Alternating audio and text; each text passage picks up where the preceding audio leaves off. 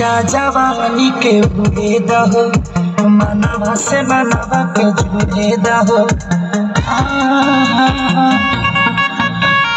छीटा जवानी के उड़े दहो मनवा से मनवा के जुड़े दहो आज सुते न चतरिया तान की टूट जाए राजा जी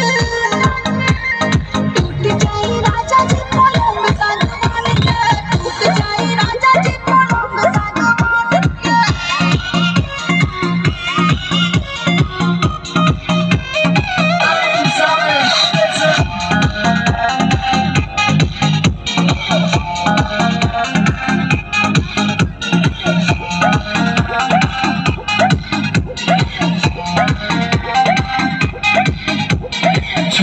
बदन की देखो न कटन की चादर बिछा दी